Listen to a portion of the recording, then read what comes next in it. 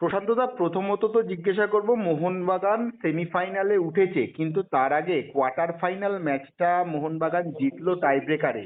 মোহনবাগানের খেলা তোমার কিরম লেগেছে, একটু যদি তুমি একটু বিশ্লেষণ করে আসলে দাও। দেখো, টাই ব্রেকারটা তো একটা খেলার অঙ্গ।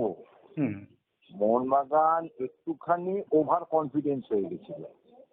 আচ্ছা। মোহনবাগানের এই ম্যাচটা দেখে মনে হলো যখন এক গোল হলো, হুম। ফের গোলটা করলো, তারপরে কিন্তু মোহনবাগান কিন্তু চান্সটা দেখে মনে হলো যেন একটুখানি ওভার কনফিডেন্স, আচ্ছা। আরো গোল হয়ে যাবে। হুম। এবার ওইটা ভাবতে গিয়ে ম্যাচটা আস্তে আস্তে আস্তে আস্তে ওরাও কিন্তু ম্যাচটাকে ধরে নেওয়ার প্ল্যান করলো সেকেন্ড হাফে, বিশেষ করে। হুম। এবার ওই মধ্যখান থেকে যে গোলটা পেলো, সেটা যদিও গোলকিপারের দোষ, কারণ ওইরকম জায়গায় ঘুষি মারছে সামনে হুম। এবং ও বলটাকে খুব ফলো করেছে বলেই বলটা গোল করেছে। হুম। এই যে 1-1 হয়ে যাওয়ার পরে মানে মোহনবাগানের যে প্রেশারটা দেওয়া উচিত ছিল সেটা দেয়নি, এবং আলটিমেট কি হলো, ম্যাচটা এমন জায়গায় পৌঁছে গেল তখন দুপক্ষরই সমান সমান হয়ে গেল। এবং এই দুপক্ষ সমান সমান হয়ে যাওয়াতে টাই ব্রেকারকে ছাড়িয়েও সারেন রেখে চলে গেল। ফলে একটা সময় মনে হচ্ছিল যে কি হবে, যদিও মোহনবাগানের গোলকিপার অনেক বেটার। আমার বারবার মনের মধ্যে ছিল যে মোহনবাগান গোলকিপার কিন্তু একটা একটা আটকাবে, কিন্তু হচ্ছিল না, ওরা ভালো মারছিল। ফলে শেষ যেটা মানে 9 নম্বর 10 নম্বরে বলটাকে আটকেছে, এটা ঠিক। কিন্তু ম্যাচটা ওইরকম ভাবে যাবে কেন, ম্যাচটাকে আরো আগে বার করে নেওয়া উচিত ছিল। যদি মোহনবাগান একটু ওভার কনফিডেন্ট না হয়, কনফিডেন্টলি খেলতো, তাহলে ম্যাচটা বেরিয়ে চলে যায়। কিন্তু আমার দেখে মনে হলো ম্যাচটাকে ওভার কনফিডেন্সে নিয়ে গেছে। এই ওভার কনফিডেন্সটা খুব ডেঞ্জারাস। ওই জন্য আমরা বলি কনফিডেন্স আর ওভার কনফিডেন্সের মধ্যে যে ফারাকটা না, যে কতটা, সেটা কালকের ম্যাচে বোঝা গেল। কিন্তু মোহনবাগানের যা টিমের ওজন, মোহনবাগান যেরকম খেলা উচিত সেই অনুপাতে কালকের ম্যাচটা কিন্তু খেলতে পারেনি। ফলে এই জায়গা থেকে মোহনবাগানকে টেনে তুললো গোলকিপার। এইটা কেন হবে? ফলে এটা থেকে মোহনবাগান শিক্ষা নেবে, পরের ম্যাচে সেমিফাইনালে মোহনবাগানকে আরো বেটার খেলতে হবে, আর ওভার কনফিডেন্সের মধ্যে যাবে না। সব জিনিসের ওভার কনফিডেন্সটা কতটা খারাপ সেটা ওরা বুঝেছে, এবং আমার ধারণা পরের ম্যাচে সেটা করবে না।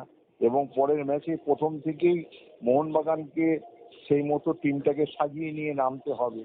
আগে ম্যাচকে জিততে হবে, তারপরে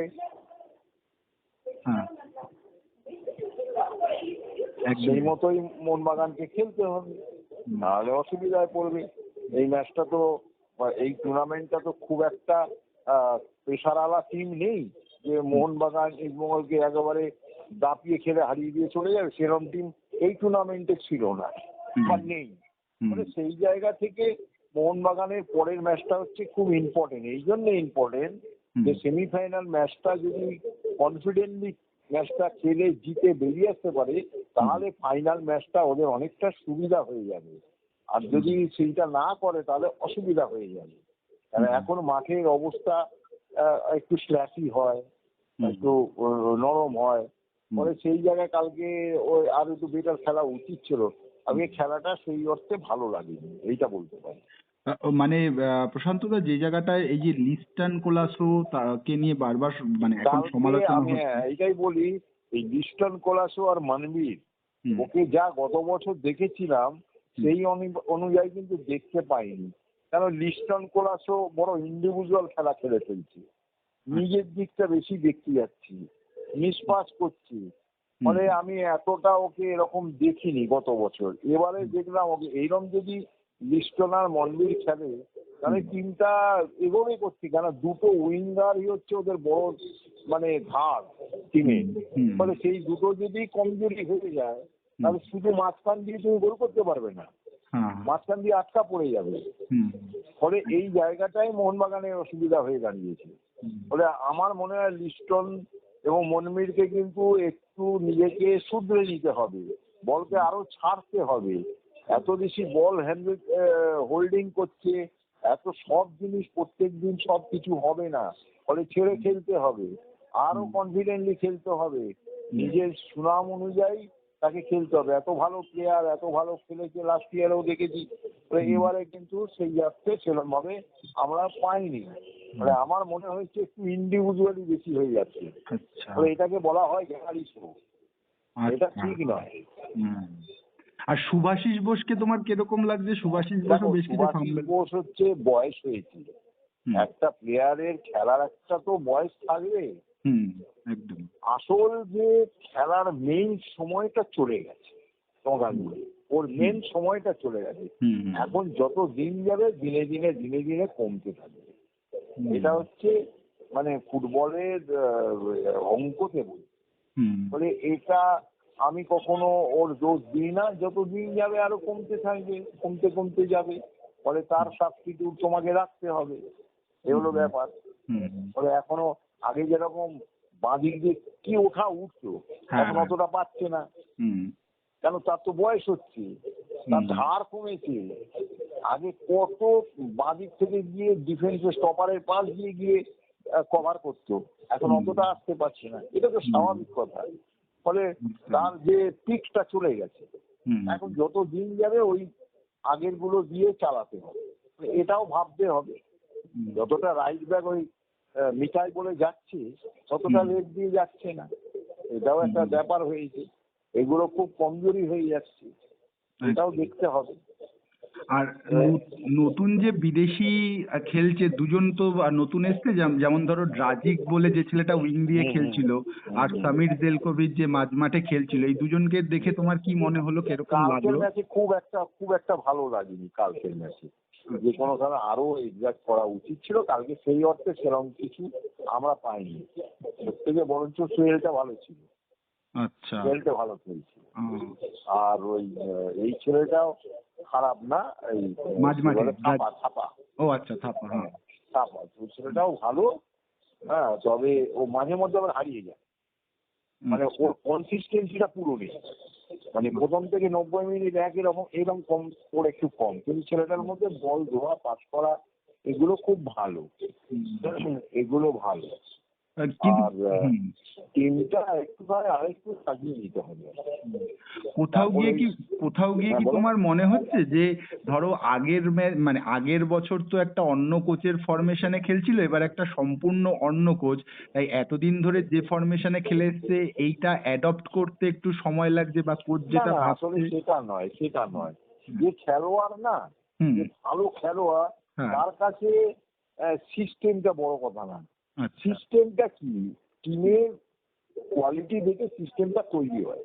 হুম এইবার এক একটা কোচের এক এক রকম কেউ 3 হাফ খেলবে, কেউ 4 হাফ খেলবে, কেউ 5 হাফ খেলবে, কেউ 4 ব্যাক খেলবে, কেউ 3 ব্যাক খেলবে, কেউ একটা স্ট্রাইকার খেলবে, কেউ দুটো স্ট্রাইকার খেলবে, কেউ দুটো উইং হাফ দিয়ে খেলাবে, সেটা বিভিন্ন। তাতে যে প্লেয়ারটা ভালো, তার যে পজিশনেই দেবে খেলতে খুব একটা হবে না। স্বাভাবিকভাবে একদিন দুদিকে হবে, কিন্তু আলটিমেট খেলে যাবে। এটা আমার মনে হয় না যে খুব একটা বিরাট কিছু প্রবলেম হবে আচ্ছা বা হয়েছে।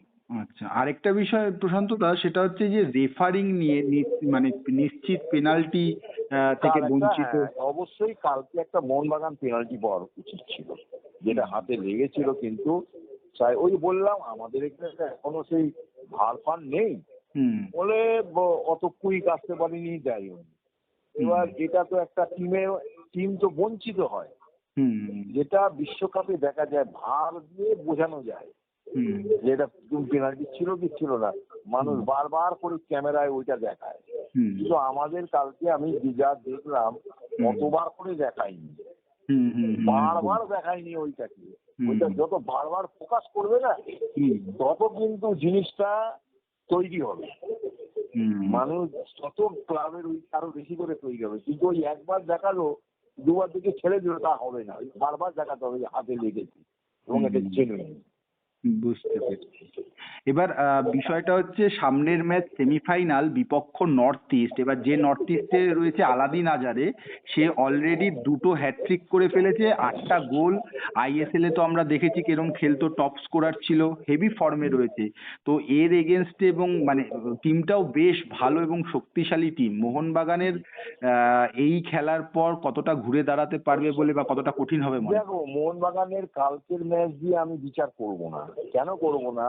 কালকের ম্যাচটা একটা খুব ইজি ভেবেছে, সেই জন্য টিমটাকে ওভার কনফিডেন্স হয়ে গিয়ে ম্যাচটা মানে হাতের বাইরে চলে গেছিল, যাই হোক ফিরেছে। কিন্তু এর পরের ম্যাচটা যেহেতু নর্থ ইস্ট, এই টিমটা গতবারের চ্যাম্পিয়ন এই দুরান, হ্যাঁ হ্যাঁ। ফলে টিমটার ওজন আছে, ভালো ভালো প্লেয়ার আছে। ফলে সেই দিক দিয়ে এই টিমটার সঙ্গে কি খেলতে হবে, আমার ধারণা মোহনবাগান এর পরের ম্যাচটা অনেক গুছিয়ে এসেছে, অনেক গুছিয়ে এসেছে। এটার সঙ্গে ওটা তুলনাই হচ্ছে না। আচ্ছা, উল্টো দিকে প্রশান্ত দা, ইস্ট বেঙ্গল টিমটাকে তুমি কেমন দেখছো? দল গঠন হয়েছে, নতুন কোচ এসছে। বেঙ্গল টিমটাও বেশ যথেষ্ট ভালো, বেশ ভালো খেলছে টিমটা, অনেক সলিড টিম আছে। কিন্তু আগের দিনের ম্যাচটা খেলা দেখে আমার ভালো লাগেনি। একটা গোলে জিতেছে ঠিকই, ভালো হেড রেখেছে বিষ্ণু, হ্যাঁ। বিষ্ণু হেড করে, কিন্তু ইস্টবেঙ্গলের উচিত ছিল আরো বেশি গোলে জেতা। সেই অর্থে খেলাটা কিন্তু সেইভাবে হয়নি, মানে কি ওটা এলোমেলো হয়ে যাচ্ছিল। এইটা কিন্তু ইস্টবেঙ্গল টিমটা যথেষ্ট ভালো, প্রত্যেকটা ডিপার্টমেন্টকে এবারে দেখছি টিমটা লড়াই করার মতো, মানে যে কোনো টিমকে হারানোর মতো ইস্টবেঙ্গল ক্ষমতা রাখে। এইটা আমি ইস্টবেঙ্গল টিমটাকে দেখলাম, মাঝমাঠ ভালো স্ট্রং আছে, দুটো উইংসে ভালো আছে, ডিফেন্স অনেক স্ট্রং। ফলে সব মিলিয়ে ইস্টবেঙ্গল এবং গোলকিপারটা যা সেভ করেছে আগের দিন, দেখার মতো, দেখার মতো। মানে এইটা এবারে ইস্টবেঙ্গল কিন্তু বেশ গতবারের থেকেও এবারে টিমটা আরো ভালো, তা আমার মনে হয়। গতবার হয়তো মিডুয়েল ছিল ঠিকই, কিন্তু এবারের টিমটা গতবারের থেকে আরো বেশি সংঘবদ্ধ, অনেক স্ট্রং টিম।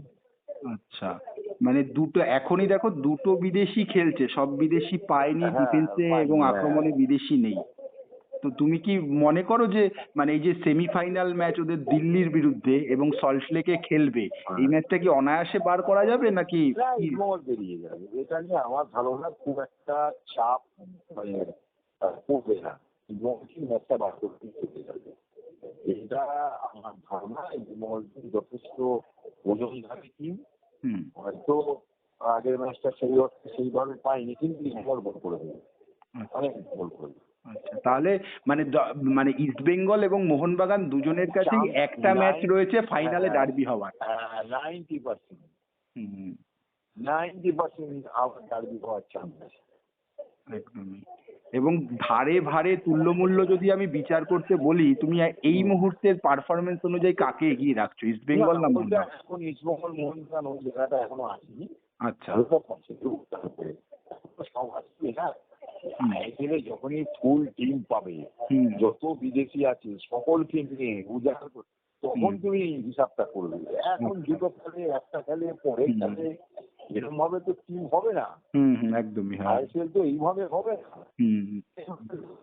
হারলো, মোহনবাগান জিতলো, ফার্স্ট হাফ মোহনবাগান খেললো, সেকেন্ড হাফ ইস্টবেঙ্গল খেললো। একদমই তাই। ফলে ম্যাচটা তুমি বলতে পারবে না যে মোহনবাগান কমফোর্টেবল জিতেছে, ম্যাচ হেরে যাচ্ছিল, একদমই জিতে গেছে। ফলে ওইটা তারপরে একদিনও প্র্যাকটিস করেনি, হ্যাঁ প্রথম ম্যাচ খেলেছি, প্রথম ম্যাচ, এগুলো অনেকগুলো ফ্যাক্টর কাজ করে। ফলে এই দিক দিয়ে ইস্টবেঙ্গল মোহনবাগানের পুরো টিম যতক্ষণ পর্যন্ত না নামবে, ততক্ষণ পর্যন্ত তুমি হিসাব করতে পারবে না। একটা দুটো এরকম ভাবে হাফ টাইমের পরে খেলছে একটা player, foreign player, last 20 minute খেলছে, ওইভাবে বিচার হবে না। যখন টিম একদম আয়ত্তে খেলবে, তখন তুমি তুল্যমূল্য বিচার করবে,